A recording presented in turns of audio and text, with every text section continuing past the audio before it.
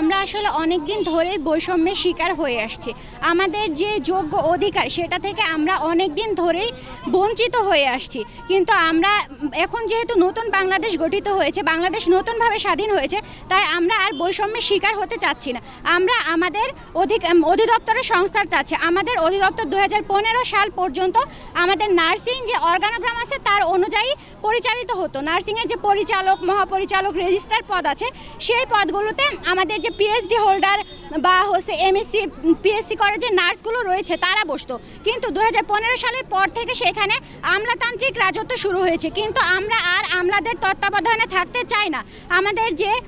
আমাদের যে যোগ্য পিএইচডি করা নার্সরা রয়েছে, আমরা চাই আমাদের অধিদপ্তর নার্সিং পার্সন দ্বারা, মেডিকেল পার্সন দ্বারা নার্সিং কোনো মানে যোগ্য ব্যক্তির তত্ত্বাবধানে থাকতে, আমরা কোনো নার্সিং ব্যক্তির তত্ত্বাবধানে থাকতে চাই না। তাই আমরা আমাদের অধিদপ্তরের দখলদারিত্ব চাই, কোনো নন নার্সিং পার্সন দ্বারা আমরা আমাদের অধিদপ্তরকে রাখতে চাই না। তাই আমাদের একটাই দাবি, সকল নন নার্সিং পার্সনের পদত্যাগ করে যেন আমাদের নার্সিং যোগ্য পার্সন দ্বারা আমাদের অধিদপ্তর পরিচালনা করা হয়। তাই আমরা আমাদের অধিদপ্তরের সংস্কার চাচ্ছি।